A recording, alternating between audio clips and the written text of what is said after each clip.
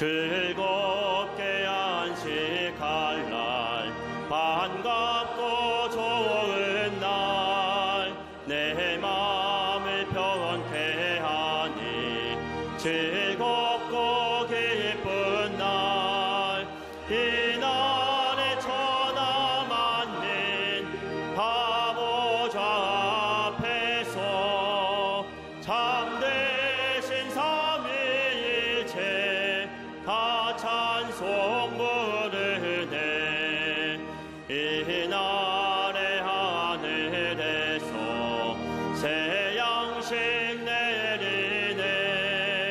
성회로 모이라고 종소리 울리네. 복음의 맑은 빛은 온 세상 비치며 또 영생물이 흘러 시원케 하시네.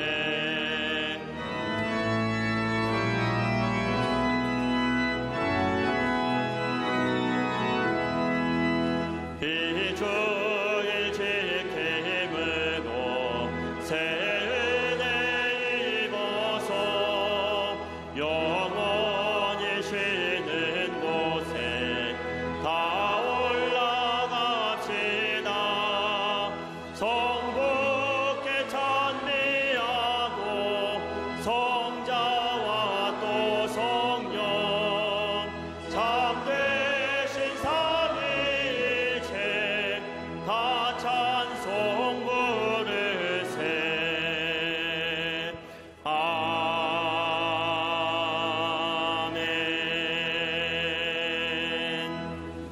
교독문 39번 시편 95편을 교독하시겠습니다.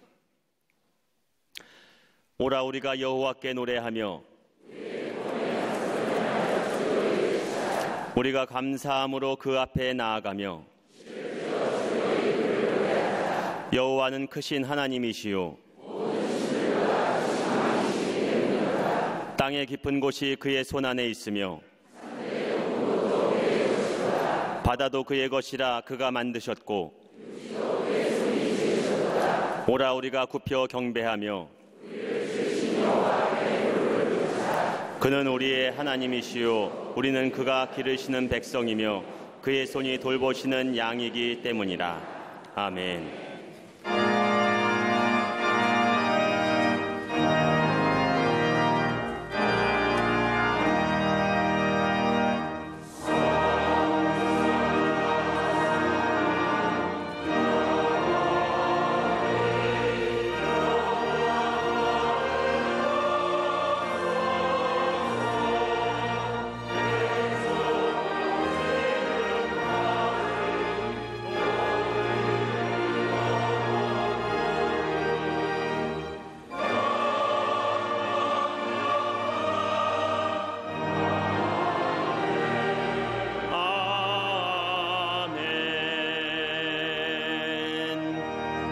전능하사 천지를 만드신 하나님 아버지를 내가 믿사오며 그 외아들 우리 주 예수 그리스도를 믿사오니 이는 성령으로 잉태하사 동정녀 마리아에게 나시고 본디오 빌라도에게 고난을 받으사 십자가에 못 박혀 죽으시고 장사한 지 사흘 만에 죽은 자 가운데서 다시 살아나시며 하늘에 오르사 전능하신 하나님 우편에 앉아 계시다가 저희로서 산 자와 죽은 자를 심판하러 오시리라. 성령을 믿사오며 거룩한 공예와 성도가 서로 교통한 것과 죄를 사하여 주시는 것과 몸이 다시 사는 것과 영원히 사는 것을 믿사옵나이다. 아멘.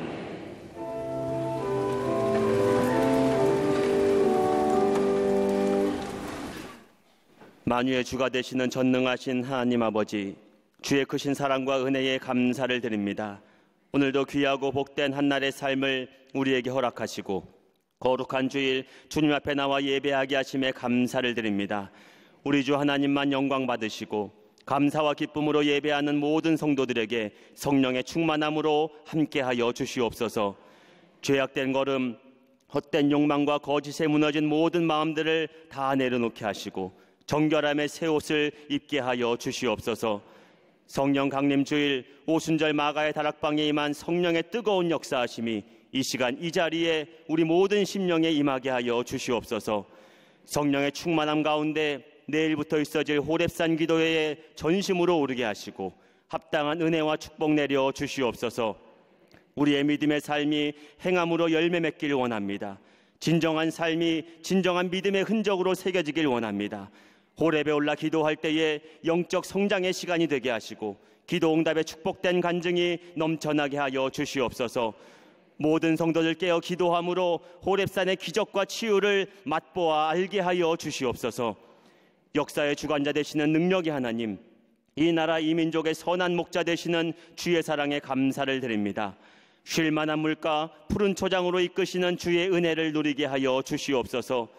대통령에게 지혜를 더하시고 모든 위정자들과 국민들이 합력하여 선하심의 역사를 이루는 우리 대한민국이 되게 하여 주시옵소서. 핵과 전쟁의 위협을 일삼는 잘못된 정권에 주의 공의의 빛을 비추시고 북녘에 억압받는 백성들에게도 속히 자유와 평화가 임하게 하여 주시옵소서. 남과 북이 복음 안에 하나 되어 주의 뜻을 이루어가는 이 한반도 땅이 되게 하여 주시옵소서. 나아가 세계 열방에도 테러와 기근과 기아의 모든 아픔이 사라지고 새로운 회복의 역사가 있어지게 하여 주시옵소서. 나라와 민족과 지구촌 곳곳에 주의 은혜의 빛을 비추어 주시옵소서. 주의 몸된 제단을 이끄시는 하나님 아버지, 우리 광림의 제단에 복음의 능력을 더하시고 생명의 빛을 비추는 교회로 쓰임받게 하심에 감사를 드립니다. 깨어 기도하며 말씀으로 하나 되어 초대교회와 같은 신사도적 복음의 역사를 이루는 제단으로 더욱 굳건히 세워 주시옵소서. 감독님에게 신원의 강건함을 더하시사 세계 선교의 비전을 성취하는 걸음 되게 하시며 말씀과 기도를 통한 영적 선한 영향력이 끊임없이 흘러가게 하여 주시옵소서. 담임 목사님에게 성령의 충만함과 말씀의 권세를 더하시사 맡기신 양떼를 이끄시기에 부족함 없도록 붙잡아 주시며 광림의 제단과 이 나라와 세계 열방을 위한 영적 지도자로 더욱 크게 사용하여 주시옵소서. 이 시간 선포하시는 말씀에도 성령의 뜨거움으로 함께 하시사 말씀 앞에선 모든 이들의 심령을 주장하며 삶을 변화시키는 능력이 있게 하여 주시옵소서. 주님 앞에 머리 숙여 예배하는 모든 광림의 권속들의 가정과 일터와 사업장과 자녀손들에게도 영적 은혜와 삶의 축복이 가득하게 하여 주시옵소서. 교회에 속한 모든 기관과 부서에도 주의 은혜를 더하시며 남교회를 비롯한 국내의 모든 선교지에도 부흥의 물결이 넘쳐나게 하여 주시옵소서. 건축 중인 서교회가 아름답게 완공되어 복음의 제단으로 귀히 쓰임받게 하여 주시옵소서. 찬양의 향기를 주님께 올려드리는 갈릴리 성가대와 오케스트라의 헌신이 하늘 보좌에까지 상달되게 하시며 이곳 본당의 모든 성도들의 심령에 은혜의 선율로 넘쳐 흐르게 하여 주시옵소서. 꽃으로 제단을 장식한 손길과 예배를 위한 모든 헌신의 손길을 주의 손으로 만져주시고 크신 축복 내려 주시옵소서. 이 시간 방송으로 예배하는 모든 주의 백성들과 해외 곳곳에서 사모함으로 머리 숙인 모든 광림의 권속들, 이 땅의 모든 그리스도인들에게도 본당과 동일한 성령의 충만함으로 함께하여 주시옵소서. 영원한 생명 되시는 우리 주 예수 그리스도의 이름으로 기도하옵나이다. 아멘. 하늘에 계신 아버지 이름 거룩하사 주님 나라 임하시고 뜻이 이루어지이다.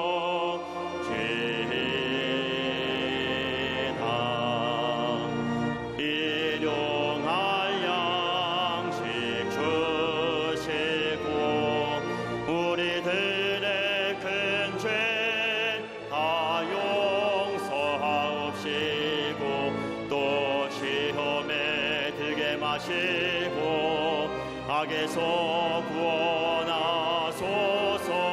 대개 주의 나라 주의 권세 주의 영광 영원히 아멘.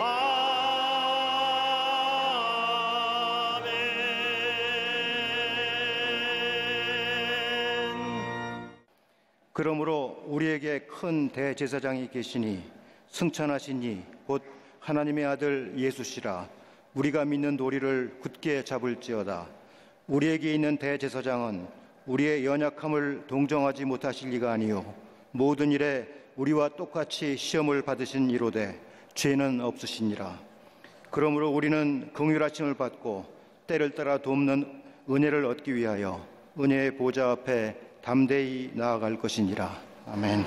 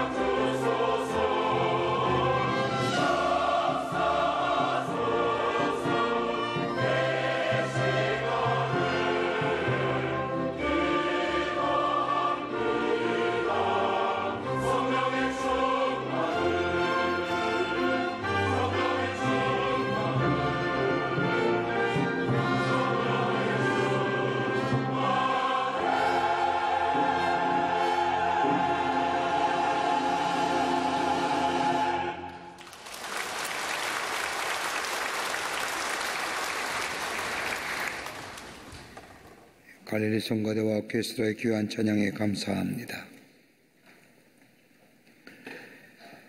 우리 인간의 사고 구조 가운데 가장 발달한 것이 있다고 한다면 비판적 사고의 구조일 겁니다. 이 비판적 사고의 구조는 우리가 가지고 있는 직관과 이성을 통하여 이 비판적 사고 구조가 생기며 이것을 인해서 판단하고 비판합니다.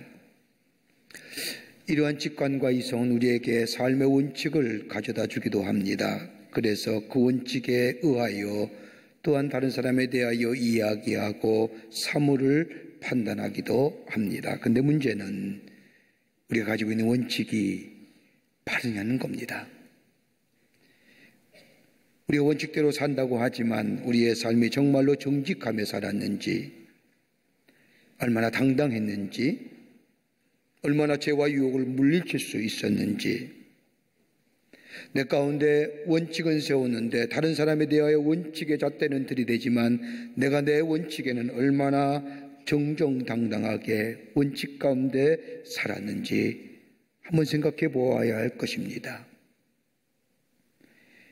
그러게 어떻게 보면 우리의 삶, 죄를 물리치고 유혹을 물리치는 것, 내 원칙이 아니라 하나님의 은혜가 아니고서는 죄와 유혹을 물리칠 수 없었고, 하나님의 은혜가 아니고는 어떠한 죄도 물리칠 수 없음을 우리는 보게 됩니다.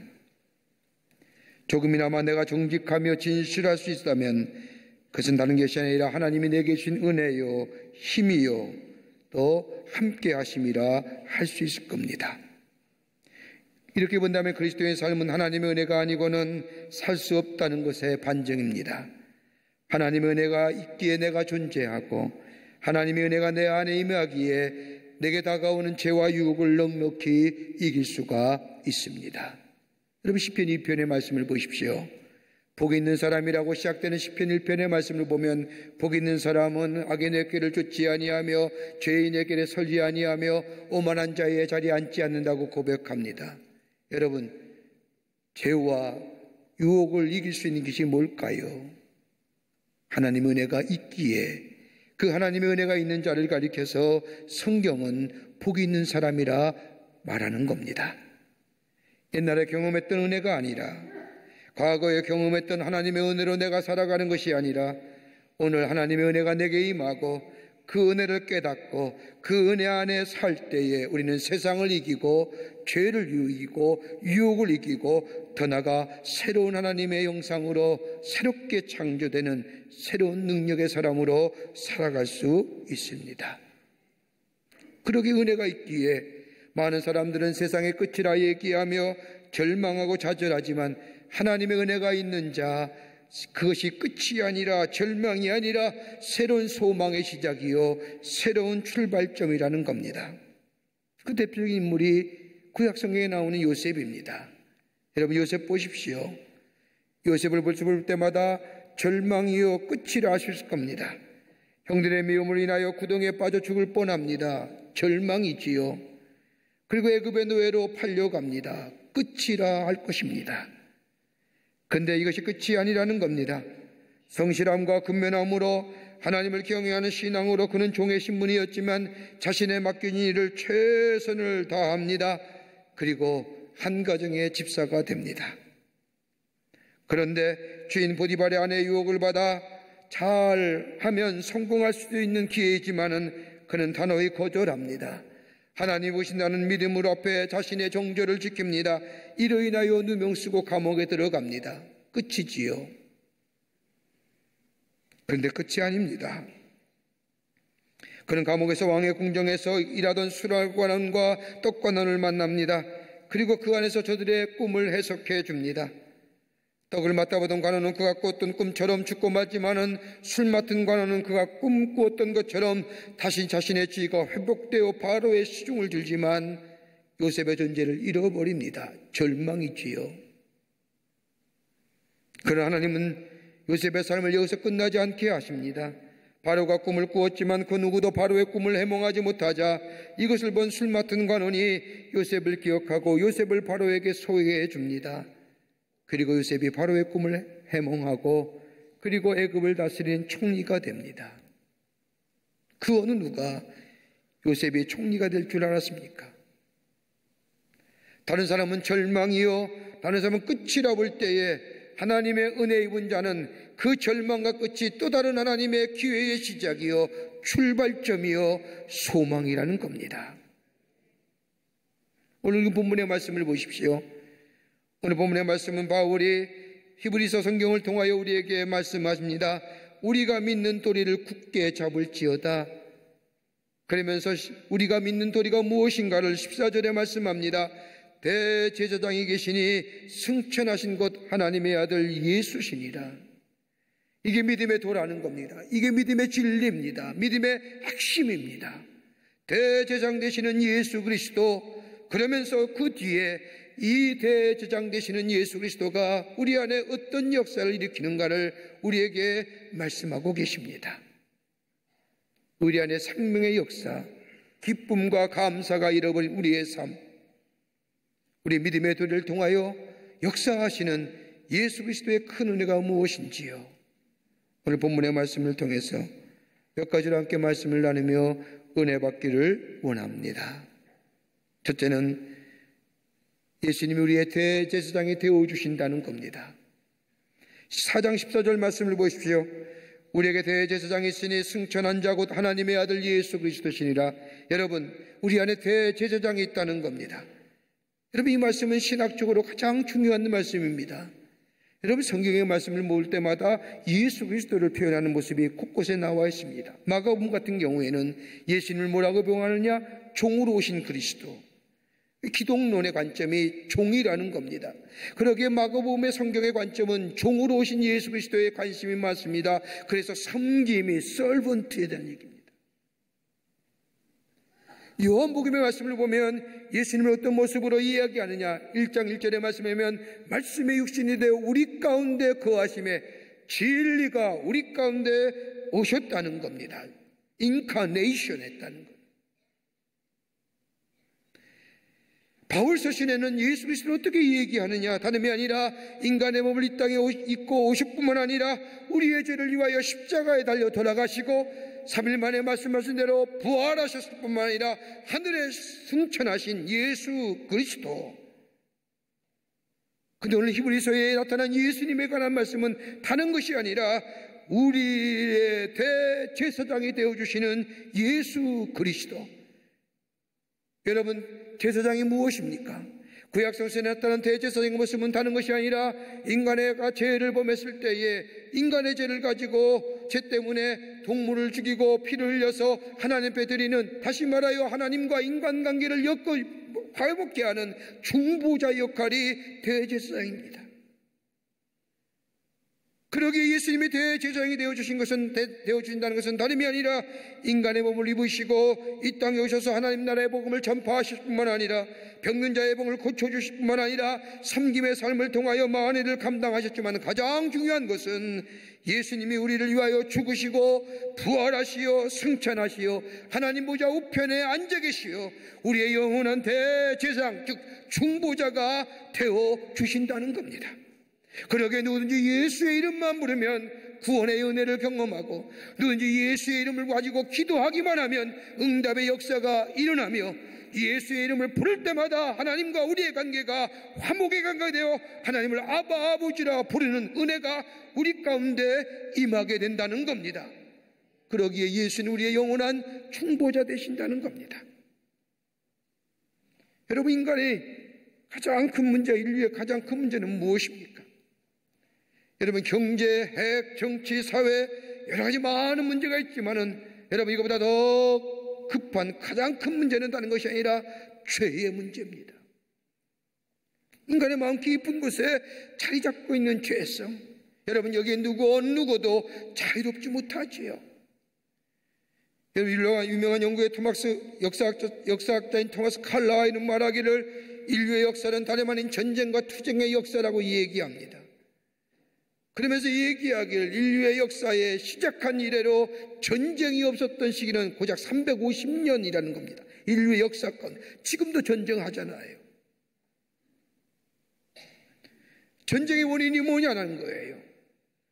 다름이 아니라 인간의 죄라는 거예요. 죄성이 전쟁을 일으켰다는 거예요.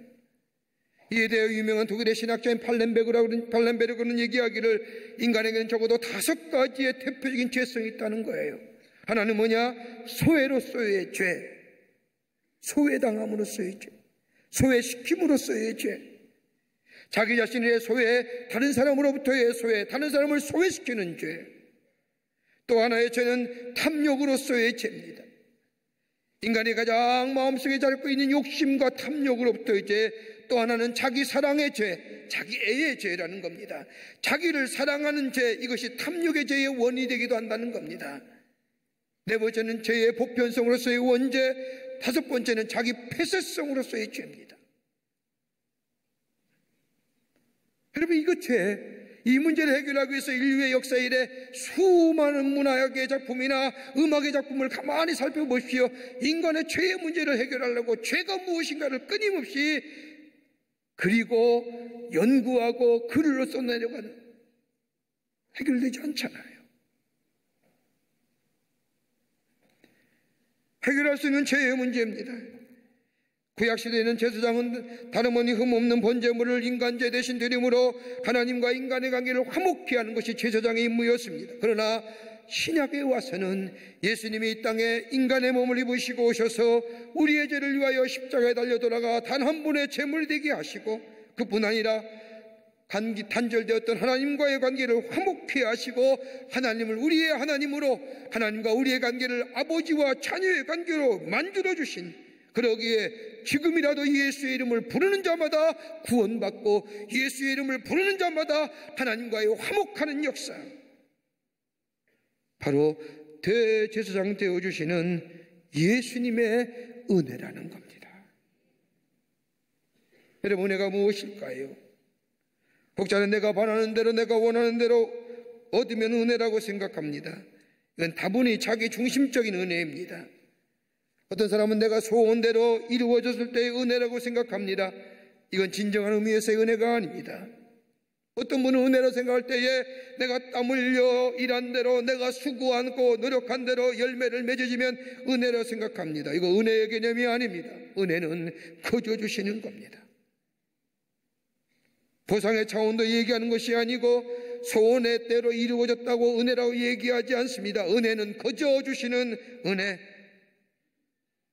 부족하고 연약한지만 죄의 유혹에 쉽게 넘어져가는 인생이지만 그럼에도 불구하고 돌이키기만 하면 하나님의 자녀가 되는 권세를 주실 뿐만 아니라 예수의 이름을 붙들고 부르고 기도할 때마다 약속하신 대로 응답의 역사가 임할 뿐만 아니라 예수를 마음으로 믿어 입으로 고백하는 자마다 영원히 죽지 않은 영생의 삶을 허락해 주시는, 그래서 이 땅에 사는 동안 하나님의 사람으로 때론 실패하기도 하고 때론 넘어지기도 하고 때론 좌절과 아픔과 실패와 괴로움도 있지만 합력하여 소원을 이루어 가시는 하나님의 은혜 안에서 살게 하는 것, 이건 다름이 아니라 중보자 되시는 우리 예수님의 은혜라는 겁니다. 그러기에 이것이 믿음의 내용이요, 이 믿음의 도리를 굳게 잡으라는 거예요. 이럴 때 내가 새로워집니다. 내 성품이 변하고 하나님의 사람이 됩니다. 내 안에 참된 기쁨과 복된 삶을 누립니다. 낙심하지 않습니다. 죄 때문에 고통당하지 않습니다. 겸손해질 수 있으면 낮아질 수 있습니다. 그리고 강하고 담대하게 세상을 이기는 은혜가 우리 가운데 있게 됩니다. 그러니까 이 믿음의 도리를 굳게 잡으라는 거예요. 두 번째는 우리의 연약함을 채울하지 아니하신다는 겁니다. 오늘 본문의 15절의 말씀을 보면 오늘 성경에 이렇게 말씀합니다. 우리의 연약함을 동정하지 못하시리가 아니요, 우리의 연약함을 동정하신다는 겁니다. 옛날 성경 말씀을 보면 채울하신다는 겁니다. 채울이라는 의미는 우리의 처지를 이해하며 가볍게 여기신다는 겁니다. 그러기에 채울이란 단어는 고통이란 단어가 연관되어 있습니다. 심패티, 동정한다는 거예요. 긍휼히 여긴다는 겁니다. 깊이 아파하고 슬퍼한다는 겁니다. 감정의 이입입니다. 패토스. 여러분, 우리가 연설할 때에 세 가단대가 있다고 하죠. 패토스, 에토스를 넣었습니다. 진리가 전달돼야 되고 감정의 이입이 있어야 되고 그리고 특이의 요소가 있어야 된다고 얘기하죠. 여기에는 우리의 아픔과 우리의 슬픔을 같이 아파하고 같이 슬퍼하는 겁니다. 여러분, 예수님이 육신의 몸을 입으시고 이 땅에 오신 목적이 뭘까요? 가만히 보세요. 예수님이 이 땅에 오셔서 거처도 없으셨잖아요. 마태복음 8장 19절과 20절의 말씀을 보면 여우도 굴이 있고 공중에서도 거처가 있으되 인자는 머리 둘 곳이 없다고 말씀하신 것처럼 계실 곳이 없으셨습니다. 얼마나 슬퍼하셨어요? 울기도 하셨잖아요. 저 호화찬란했던 하나님의 임재를 상징했던 예루살렘 저 성을 보면서 우셨잖아요. 죽은 나사로를 보며 안타깝게 생각하며 우셨잖아요. 얼마나 슬퍼하셨어요? 때로는 기뻐하셨잖아요. 여러분, 이 성전 1층에 교회에 들어다 보면 1층 라비에 벽에 예수님 웃으시는 초상화 있잖아요. 우리 집사님이 정성껏 그리셔서 교회에 봉헌하시는데 볼 때마다 얼마나 웃기도 하셨어요. 때로는 분노하시기도 하셨어요. 또한 인간의 배신과 굴욕을 맛보기도 하셨어요. 왜 이처럼 우리에게 똑같은 인간의 모습으로 이 땅에 사셨던 이유가 무엇입니까? 다름이 아니라 하나님의 사랑이 우리 가운데 증거되시기 위해서, 우리 얼마나 하나님이 사랑하시는지, 사랑한다고 말로만 하는 것이 아니라 당신의 아들 예수님을 이 땅에 보내주셔서 우리와 함께 거하시고 우리의 죄 때문에 죽으시고 말씀하신 대로 부활하시고 승천하신 그 하나님의 사랑 보여주시기 위해서. 그러기에 예수님 앞에 다가오는 그 어느 누구도 예수님은 마다하지 않습니다. 슬프고 외롭고 고통당하고 병든 몸이 긁고 예수님 찾아오는 자마다 예수님은 마다하지 아니하시고 저들의 슬픔과 아픔과 고통을 이해하며 함께 아파하시니, 그러나 단 한 가지, 믿음이 없는 모습에서는 단호하게 왜 믿음이 없는 자냐, 우리의 형편과 처지를 잘 알고 계시는 예수님, 내가 아는 것보다 더 많은 것을 알고 계신 우리 예수님, 그러게 요한복음 10장의 말씀을 보면 예수님을 향하여 선한 목자가 되어주신다는 거예요. 얼마 전에 우연치 않게 다큐멘터리를 하나 보는 가운데 청도의 소싸움 이야기가 나와서 재미있게 봤습니다. 근데 그 어떤 가운데 제 마음속에 확 다가오는 한 이야기, 장면인데 다른 게 아니라 주인이 소를 향하여 얘기합니다. 저 녀석 내가 다 압니다. 제가 뭐 어디 아픈지 뭘 원하는지 내가 척 보면 압니다. 그렇군요. 우리를 잘 알고 계시는 우리 예수님, 우리의 형편과 처지를 잘 알 뿐만 아니라 함께 기뻐하고 함께 슬퍼하며 우리의 연약함과 나약함과 쉽게 유혹에 넘어지는 것에 대하여 뭐라 하지 아니하시고 함께 슬퍼하시는 우리 예수님.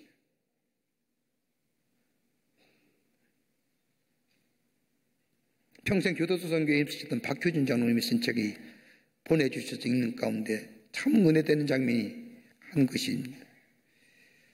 25살에 한 번의 실수로 시비 끝에 사람을 죽였습니다. 1심에서 사형을 언도받고 죽음을 기다리는데 그분에 의하면 사형 선고를 받고 나니 오히려 삶의 애착이 더하다는 거예요. 그래서 주위의 사람의 도움을 받아서 변호사를 소개받아서 항소하여 고등법원에서 무기징역으로 감형을 받았습니다. 그러면서 전국의 교도소를 다 다니며 수감 생활을 합니다. 사형 선고를 받을 때는 별로 느끼지 못했는데 무기징역 선고를 받으니까 삶의 애착이 없더라는 거예요. 삶에 미련이 있지 않더라는 거예요. 죽음은 미련이 있을 것 같은데 평생을 감옥에서 평생을 있어야 생각하니 삶에 미련과 애착이 없어서 3번이나 교도소 안에서 죽으려고 자살을 했다고 합니다. 뜻대로 되지 않아 포기한 채로 수감 생활을 합니다. 교도소에 많은 사람들이 찾아와서 예수를 믿으라고 얘기합니다. 예수 믿으라는 얘기를 들을 때마다 이 사람은 자신을 찾아오는 목사님이나 그 밖에 선교단체를 향하여 손가락질을 하며 황해를 하며 욕을 하며 예수가 어디 있느냐고 얘기합니다. 그러나 끈질게 찾아오는 목사님의 권유로 예수님을 영접합니다. 사람을 죽인 사람, 나 같은 사람도 예수를 믿게 나면 하나님의 자녀가 되고 구원과 영생을 얻게 된다는 말을 듣고 처음에는 의심 갔으나 하나님의 목사님이 건네준 성경 말씀을 읽으면서 그 말씀이 받아들여집니다. 아멘으로 고백합니다. 누구든지 예수를 믿으면 구원을 얻으라는 말씀과 우리의 죄와 허물을 위하여 십자가에 돌아가셨다고 하는 그 예수님, 그 말씀을 읽을 때마다 큰 은혜로 다가옵니다. 그리고 눈물로 회개합니다. 죽으려 했던 자신의 모습 비로의 영혼에 모이지만 그 안에서 열심히 예수를 믿습니다. 새로운 존재의 모습으로 새로운 생명의 역사로 새로운 사람으로 살아갑니다. 그 가운데 25년을 넘게 감옥 생활한 후에 광복절투사로 자해 몸이 됩니다. 한 번의 실수로 20여 년 넘게 갇힌 존재가 되어 차의 몸이 되어 세상에 나온 이 사람 예수를 증거합니다. 고백하면서 예수님의 은혜가 아니었다면 저는 영원히 죽었을 겁니다. 예수님의 은혜로 하나님의 자녀가 되었습니다. 지금은 내 마음은 예수님의 기쁨으로 충만합니다. 나와 같이 아파하시고 나를 같이 슬퍼하시며 나의 죄된 모습이나 연약한 모습 책망하지 아니하시고 나를 영접해 주시고 받아주신 예수님, 다른 사람은 나를 향하여 손가락질할지 모르지만 우리 주님은 나를 향하여 한 번도 책망하지 아니하시고 긍휼을 베풀어 주신 우리 예수님, 그 예수님이 아니었다면 나는 이 세상의 사람이 아니었다고 고백하며 예수 그리스도의 은혜를 전하는 자 되었다는 겁니다. 우리의 연약함을 꾸짖지 아니하시네, 우리의 나약함을 채울하지 아니하시네. 너 왜 그것도 못하니? 너 왜 그것밖에 못하니? 그런 얘기하지 아니하시네. 아픔은 아픈 대로, 슬픔은 슬픈 대로 우리의 아픔과 슬픔을 같이 헤아려 같이 아파하고 슬퍼하시는 그 예수님, 그 예수님을 모시고 사는 그 믿음의 도리를 굳게 잡는 인생, 거기에 용기가 생기고 거기에 기쁨이 충만하고 거기에 궁극적인 승리의 삶이 있게 되는 줄 믿습니다. 예수 안에서. 하나 더, 때를 따라 돕는 은혜가 있습니다. 오늘 16절의 말씀을 보십시오. 우리가 긍휼하심을 받고 때를 따라 돕는 은혜를 얻기 위하여 은혜의 보좌에 담대히 나아갈 것이니라. 때를 따라 돕는 은혜.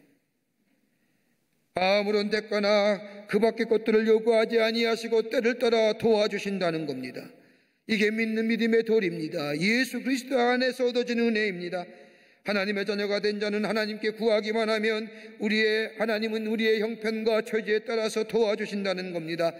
약할 때 힘주시고요, 부족할 때 부족함 채워주시고요, 주저앉고 싶을 때 우리 예수님 우리의 발과 발목에 힘을 더하여 주시고요, 죄의 유혹에 넘어가려고 할 때에 우리 곁에 서서 죄를 이기시고 유혹을 이길 수 있는 힘도 주시고요, 분노가 치밀어서 어찌할지 모를 때 우리의 분노를 잠재워 주셔서 죄 짓지 않게 하여 주시고요, 영적으로 메말라 있을 때에 우리에게 영적인 풍요로움 주시고요, 내가 외로울 때에, 고독할 때에 내 곁에 서서 외로움과 고독함을 사라지게 하여 주시고요.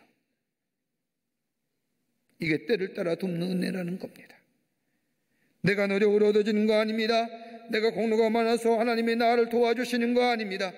아무 공로 없이 그저 하나님의 자연이라는 이유 하나 때문에 때를 따라 도와주신다는 겁니다. 우리 곁에서. 여러분, 미국에 3대 스포츠가 있습니다. 3대 스포츠라고 하면 흔히들 하나는 월드 시리즈, 야구를 얘기합니다. 또 하나는 뭐냐면 슈퍼볼이라 그래서 미식축구 얘기합니다. 하나가 또 있습니다. 다른 게 아니라 켄터키 더비라고 하는 경마입니다. 이 켄터키 더비가 시즌이 되면 무려 몇 명이 경마장에 모이냐면 전 미국에서 16만 명이라는 엄청난 사람이 경마장에 모여서 말의 경주를 봅니다. 켄터키 더비의 특징이 있습니다. 입장하는 말들은 마주나 그 밖의 사람들이 깨끗이 빗질을 내어 햇빛에 반짝거립니다. 그리고 기수들의 다채로운 의상, 그리고 타원형의 푸른 잔디, 이 켄터키 더비의 특징입니다. 무려 16만 명이 수용할 수 있는 엄청난 경마장에서 천둥이 마치 몰아치는 말바꿈 소리와 거친 숨소리를 몰아내는 그 말들을 다듬기는 기수들과 그리고 단순간에 결정되어지는 경마에, 여러분 경마의 결정이 몇 분인 줄 아십니까? 2분이랍니다. 여러분 경마 너무 좋아하면 안 됩니다. 경마는 2분 안에. 그런데 이 켄터키 더비의 가장 인상 있는 장면이 뭐냐면 다른 게 아니라 경마는 경마의 말이 경주장에 들어갈 때에 꼭 옆에 뭐가 있냐면 에스코트 호스라고 해서 옆에 함께하는 말이 있습니다. 이 말은 경주하는 말이 아닙니다. 저 경기장에 가서 뛰려고 할 때에 나아가는 출전하는 말, 극도의 스트레스와 수많은 사람들의 환호와 환송 속에 긴장감과 스트레스를 가진 이 경주마 옆에서 이 말이 경주마에게 비비기도 하고, 그리고 같이 애정 표현도 하고, 그러면서 뭐예요? 격려하는 거예요. 말이 경주하게끔 극도로서의 스트레스를 받은 이 경주마로 하여금 긴장을 풀며 끊임없이 얼굴을 비비며 애정 표현을 하면서 경주마의 스트레스를 적게 해주는 에스코트 호스라는 거예요. 그래야 이 경주마가 경주장에서 경주할 수 있다는 거예요. 여러분, 열왕기하 2장의 말씀을 보면 엘리야가 이 땅의 사역을 마치고 하나님 나라에 올라갈 때에 엘리사가 묻습니다. 내 소원이 엘리사에게 묻습니다. 내 소원이 무엇이냐? 엘리사가 대답합니다. 당신이 받은 영감의 갑절을 내게 주소서. 혹자는 이렇게 얘기합니다. 하나님의 능력을 내게 갑절이 나락해 주십시오라고. 그래서 당신이 행한 이적과 기적보다 더 많이 행하게 해 주시옵소서 얘기하는 분 계시지만 그 얘기가 아닙니다. 하나님이 당신에게 베푼 은혜 내게 갑절로 더해 주시옵소서. 그 은혜가 있을 때에 내게 기적이 일어나는 거예요. 그 은혜가 있을 때에 이적과 표적이 나타나는 거예요. 여러분, 하나님의 은혜가 내 안에 있으면 감사와 기쁨이 있기에 내 얼굴이 변하며 내 삶의 태도가 변하며 내 미래가 달라지며 내 마음의 자세가 달라지며 다른 사람을 보는 눈이 달라지는, 여러분, 이게 기적 아니고 무엇입니까?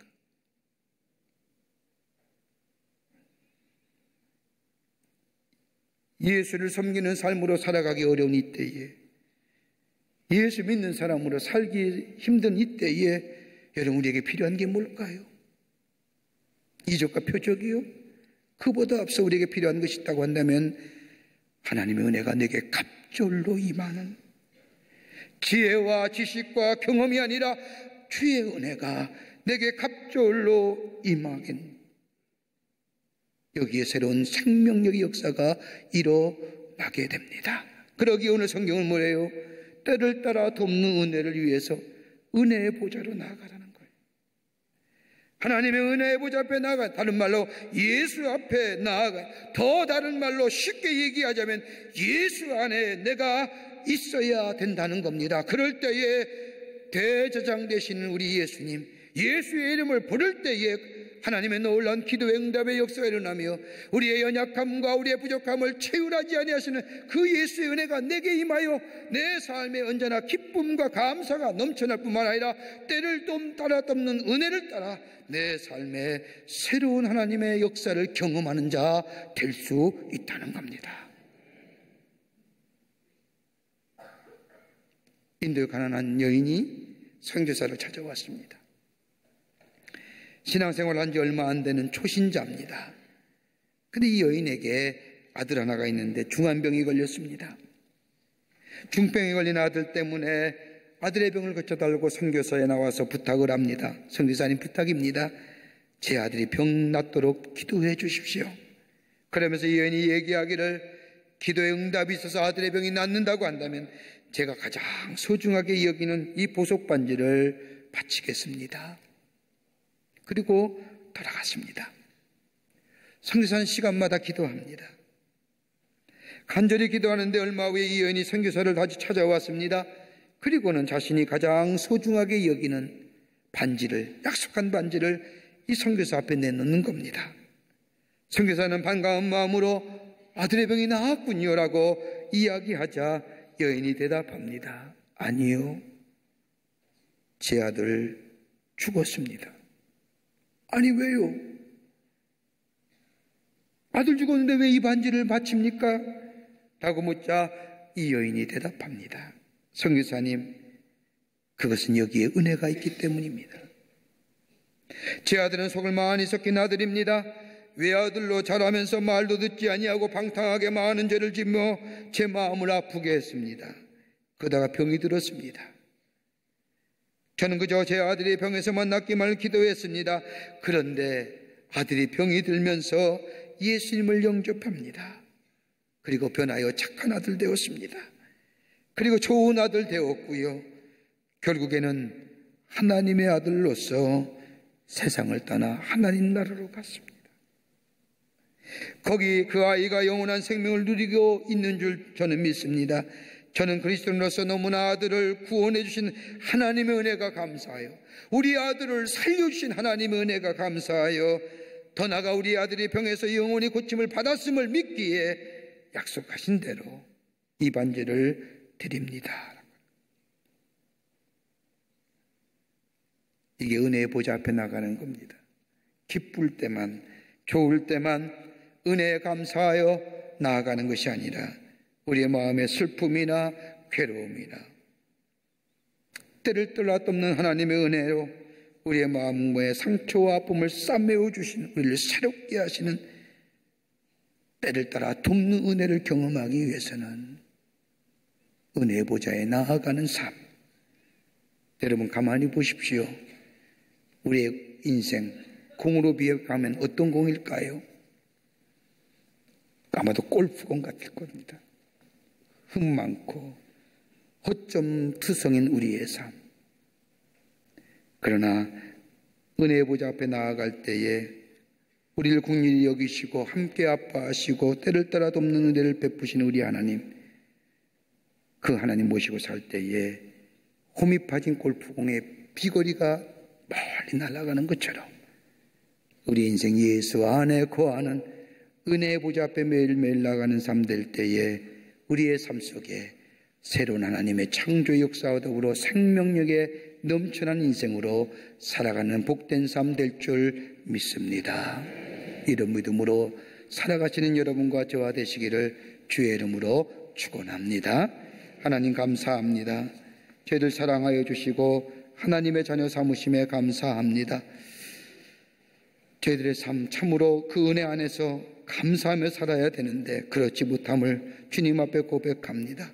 이젠 더욱더 힘써 은혜의 보좌 앞에 나아가는 저희들 되게 하여 주셔서 우리의 영원한 중보자가 되어주시는 예수님의 은혜 안에서, 우리를 체휼하지 아니하시는 예수님의 놀라운 은혜와 사랑 안에서, 때를 따라 돕는 은혜 안에서 하나님의 주신 놀라운 은혜와 사랑과 새로운 생명의 역사를 누리며 세상을 이기고 죄를 이기고 유혹을 이기고 승리하는 하나님의 백성들 다 되게 하여 주시옵소서. 성령이 도우실 줄 믿으며 예수님의 이름으로 기도하옵나이다. 아멘.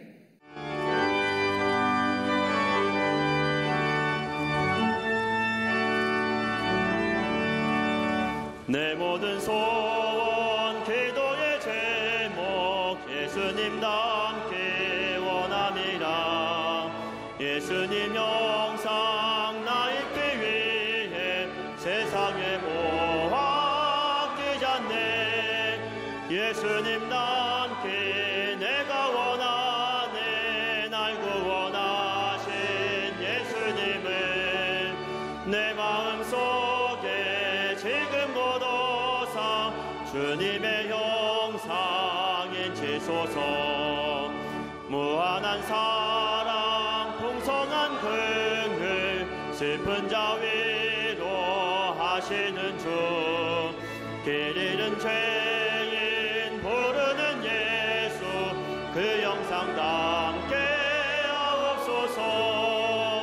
예수님 닮기 내가 원하네. 날 구원하신 예수님을 내 마음속에 지금 고도사 주님의 형상인 지소서.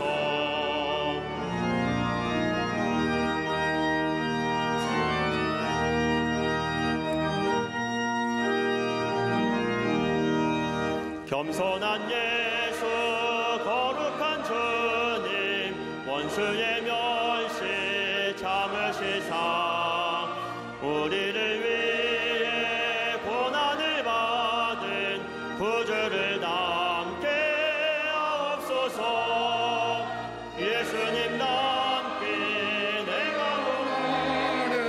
날 구원하신 예수님을 내 마음속에 지금 고도사 주님의 영상 인치소서. 지금 우리 주 예수 그리스도의 크신 은혜와 하나님 아버지의 형용할 수 없는 사랑하심과 성령님의 인도하심이 거룩한 주의 날 하나님 전 올라와 하나님 앞에 마음과 정성을 모아 주 앞에 예배드리며 주의 말씀 가슴에 품고 저 세상에 나가 그 말씀대로 살아 놀라운 하나님의 은혜 안에서 새로운 생명의 역사를 누리기로 결단하며 성전에 문을 나선 우리 광림교회 사랑하는 권속들과 영상을 통하여 하나님 앞에 드린 한국교회 성도들과 그 밖에 거룩한 백성들 위해 주께서 지금으로부터 영원토록 함께 하시기를 간절히 축원하옵나이다. 아멘.